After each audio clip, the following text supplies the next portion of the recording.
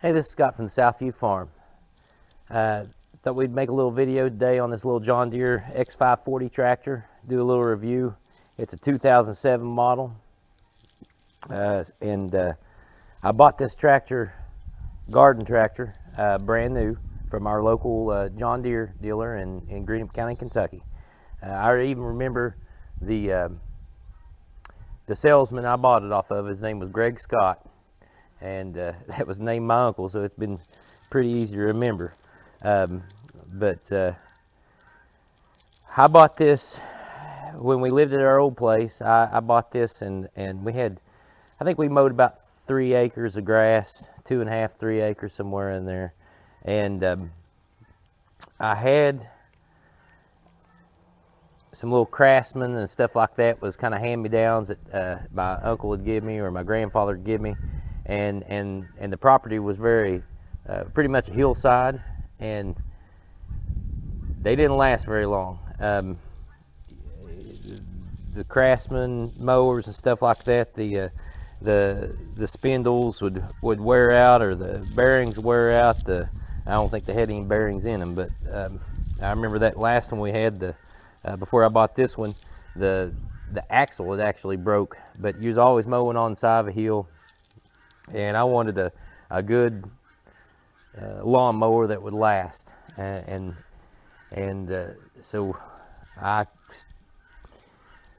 researched and decided on this mower. That was now 2007, and this was for the X540 500 series of this mower. It was the top of the line you could get in that series. It came with a liquid cooled engine and power steering and hydraulic lift. Now I think there was the X500, maybe X5, who knows, 20, something like that. But the X540 was the top of the line in that 500 series. The X540, back in the early 2000s, I'm not sure exactly what year, but John Deere kind of redid their I guess their nomenclature or something like that. The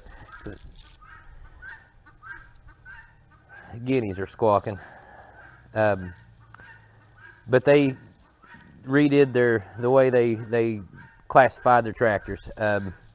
Everything kind of moved up. So if you had maybe a 200 series lawnmower before they changed the numbers, it became a 300 series. If you had a 400 series, it became a 500 series. But if you had a 500, the way I understand it, the 500 series that we know of today used to be the 400 series. The 700 series that we know of today was the 500 series. They skipped 600, I guess. So this little garden tractor is, it's about I guess it's 15 years old now, and just like any of my other reviews, I don't wash it. I just kind of show how it is, and this is how it is. But we'll go around through it and show some of the stuff that some of the options I got on it. Actually, for an X540, the only option I got was these knobby tires. You had an option of getting a turf tire or a knobby tire. I chose knobby tires. I'm always on a hill and stuff. Some of the other reasons I bought this was because it has a locking differential. There's an orange foot pedal down there. When you have one wheel spinning, if you want to lock in the other wheel, you hit that orange lever down there, both wheels lock in. And that's great if you're going uphill or you're in a bind and you need to get some traction, or you're stuck. But it's not so good when you're tearing up your grass, because when you lock in both wheels with these knobby tires and you try to make a turn before you when you release that pedal, once it feels like it's got traction again, the differential lock releases. But if you try to turn the mower before before you, well, it's still locked in, you're going to leave a place in your grass, which that's understandable and that's fine. But that was one of the reasons I got this. Another reason I liked this was because it had power steering. On the riding lawnmowers and stuff like that I'd had in the past, they didn't have power steering, and it always seemed like something happened with steering. The steering wore out some way. You know, I mean, it wasn't. They weren't. They aren't. You know, you get a Craftsman MTD. They're not the best. They're not like this. I guarantee you, one of those aren't going to last 15 years and still be in great operational shape like this one is. And it also has grease fittings. That's something that also lacks with mowers that you buy from Lowe's or Sears. You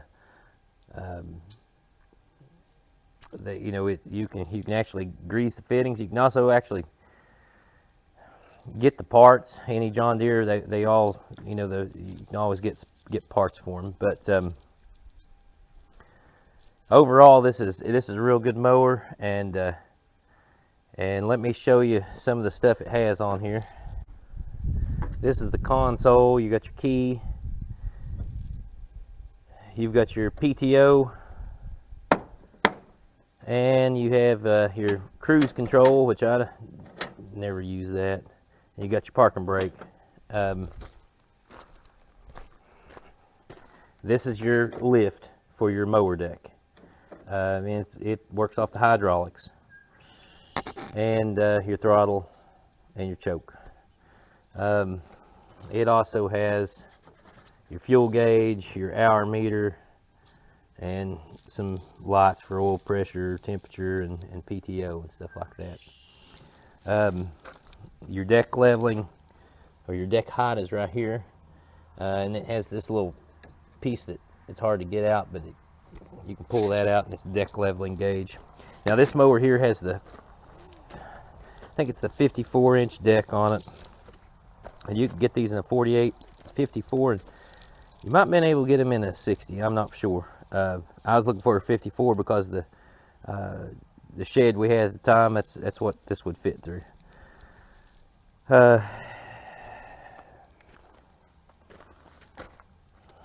This one has I think it was Kawasaki 25 horsepower liquid cooled engine on it, a twin cylinder, and it has plenty of power for a mower. It's kind of looking at the back.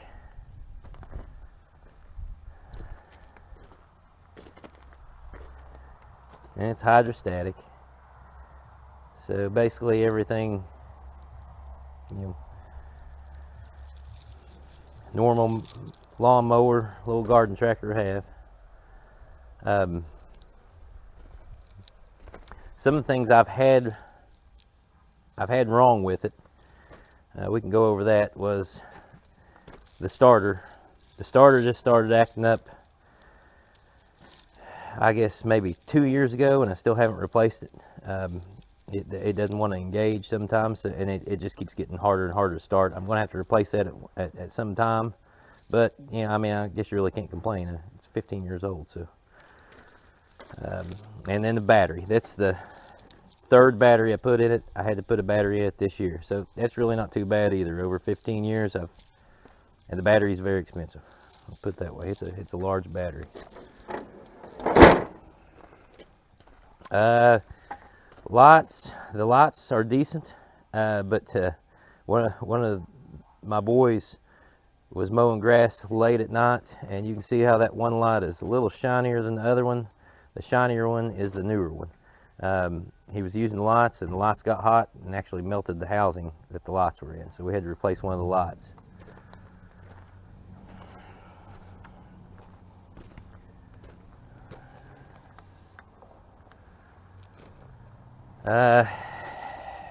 It's hydrostatic, and haven't really had any. Let's see here. I did have a problem with that. The top of the transmission has some kind of little plug or something in it. I can't remember what it was, but it started leaking hydraulic fluid. And I ended up having to take the seat off, the fenders off, and buy a little O-ring. And it was kind of an evening job, but like I said, it's 15 years old. That happened, I guess, maybe 2 years ago. So it's really, there's not been a whole lot to complain about. There were some on these pedals when it goes through the frame. The rods from the pedals, they've got some kind of plastic bushing that's in the frame. Pedals started kind of getting loose, and I ended up having to replace those bushings. It was kind of an evening job. There was a lot of hardware and stuff that you had to take off to get those pedals out and figure out how to get those pedals out. There's a lot of linkage, I guess is the best word for it. And but you know, had to replace those bushings. So then again, really can't complain about that. It's an older mower, and it's been used a lot. Some of the things I've done to this mower, one of the first things I did, probably not the safest thing, but there's another, well, before I lift this seat up, the glue on the seat has separated or whatever. I've got to re-glue this seat down. I've already re-glued the back. I've got to re-glue the bottom, but it'll fall out there. But I did jumper the safety switch because I was always on the side of a hill, and this switch here is very sensitive, and as soon as your center of your butt leaves the seat, the mower shuts down. So I jumpered it out, got rid of that safety switch. I hope this video doesn't get deleted since I deleted, or doesn't get removed since I deleted the switch or something. I'll say I don't recommend that, if that makes everything better. Also, we had a stick. There's a switch on the reverse pedal that makes you, there's this RIO thing, I can't remember, reverse interlock something, I don't know. But if you've got the PTO on, if you go into reverse, it makes you pull this up and then hit the reverse pedal before you go into reverse. I guess they want you to make sure you look behind you or something. I don't know. But I got a stick through there and it broke the switch or something. I can't remember how I bypassed the switch. So some of the things I've done to it, like I said, I was always on the side of a hill, and it had turf tires on the front. I can't remember the company I bought this off of, but I put kind of a tractor style tri-rib tire on those. They're Firestones, and they do grip. When you're on the side of a hill, the problem I had was with the turf tires. When I was on a steep hill, the front end would want to slide down the hill with the turf tires. So I put those rib tires on there, and it'll stick to the hill now, or it would stick to the hill. Bad thing about these tires I put on it, if you cut her sharp going around a tree on flat ground, it kind of tears the ground up. But I think they're really good looking tires. I probably kind of wished I would have stuck with the turf tires, but you know, they kind of give it a big tractor look. On the mowing deck, I have had spindles wear out on the mowing deck. I had to replace a couple spindles on the mowing deck. It's kind of,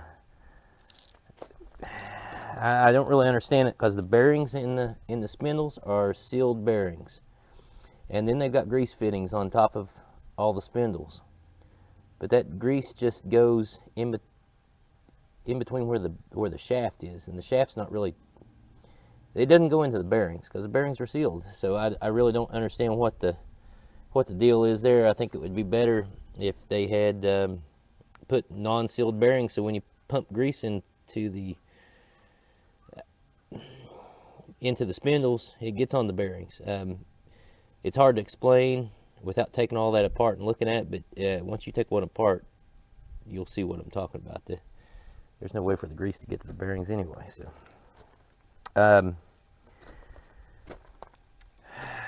I did have, or I still do, I did buy a lot of attachments for this. Let's see here. I bought the bucket. It's a kind of like a carry-all, and it has a bracket that hangs off of these and comes down and has some rods that come down in there, and it will hold a 5-gallon bucket. And I bought that. It was cheap. I bought that you know, so when I was mowing, if there's grass or something like that, or not grass, but trash or something like that, I could pick it up, throw it in the bucket, and I had kind of a place to throw trash and stuff like that. I also have bought a sprayer, the John Deere sprayer that goes with this. I think it's a 40-gallon sprayer, and it sprays like a swath of 9 foot wide to put down the broadleaf killer and fertilizer, stuff like that. And it has a 12-volt pump on it, and I put this cigarette plug right here, so it kind of plugs in for the pump, and then you've got a switch right here that turns that pump on, and I can control it from the, you know, not have to turn around or nothing, just hit the button. I think the sprayer actually comes with a switch, an inline switch that it's just a big long cord that runs around your battery, and you got this big wire that hangs down here, and you got a switch in line with it, and I don't know, I like this setup better. I also have I think it's a 14 bushel 3-bag. I've got the largest bagging system that you can get on this.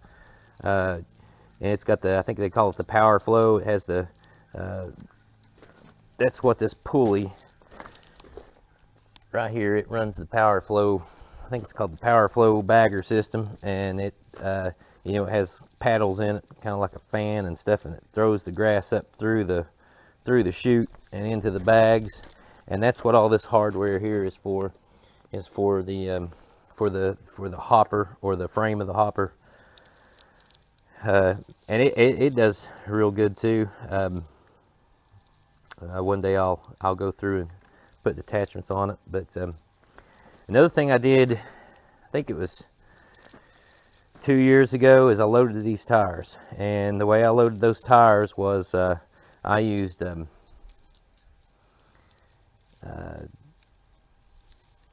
windshield washer fluid to load those tires. And I loaded them myself, watched on YouTube how to do it, and I can't remember how many gallons I put in those, but it added, I want to say around, I want to say around maybe right close to 100 pounds, I think, to the back end.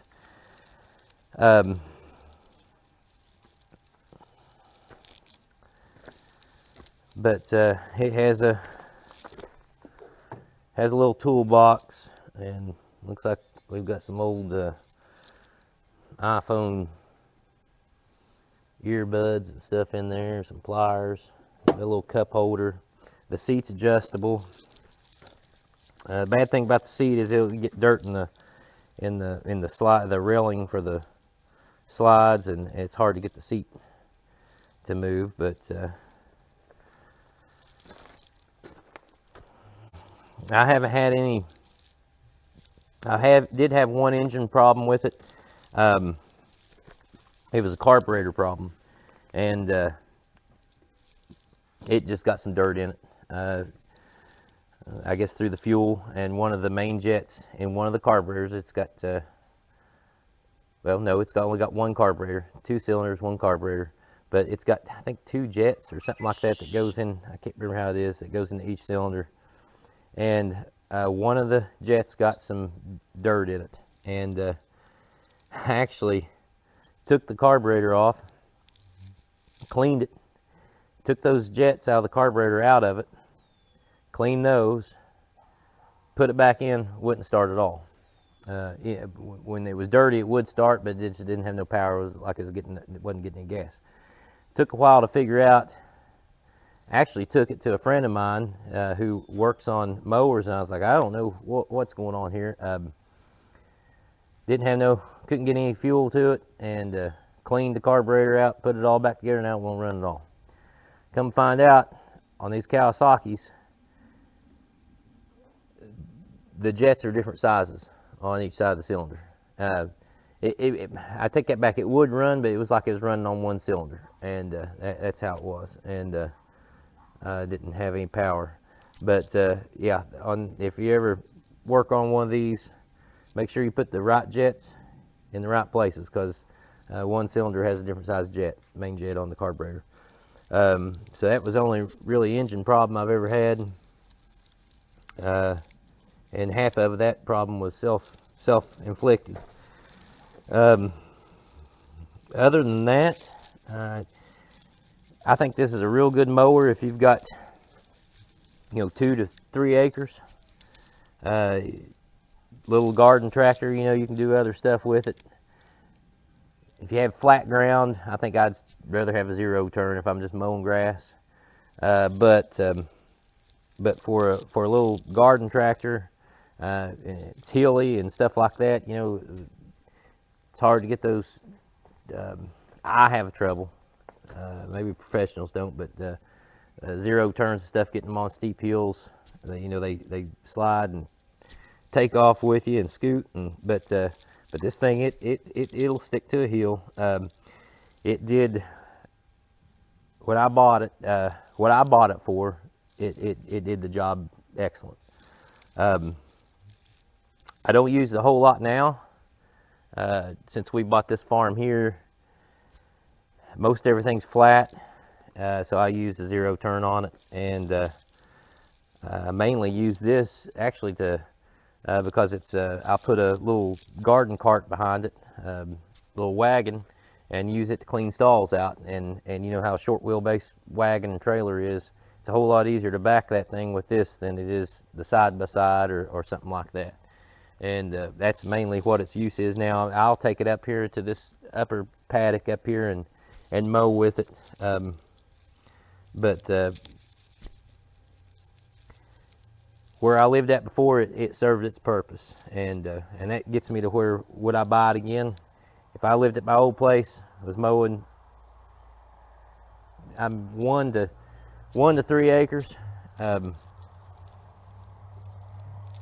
and steep hillside. Yeah, I'd buy it again. It has been a good lawnmower, good little garden tractor. But would I buy it now, where I live at now? I really don't have a use for it now, other than making it easy for me to turn my little garden cart around or back it up and stuff. But overall, it's a great machine. I recommend it. If you got any questions, leave them in the comments. If there's other things that you want to see or want to know or about attachments and stuff that I've got for it, let me know. Also want to send out some prayers to my mother. My mother has, she was diagnosed with leukemia back at Thanksgiving. This is April now, April 20th, I think. And I haven't even seen her since Thanksgiving. She's been down in Houston, Texas, getting treatments and stuff, and she came home for a little while, got sick again, had to go back, but she's having stem cell transplant this week, so I'd appreciate it if y'all sent some prayers her way. That would help us out a whole lot. Also, if you like videos like this, hit that subscribe button, and that really helps out the channel. And we'll see you later. This is Scott from the Southview Farm.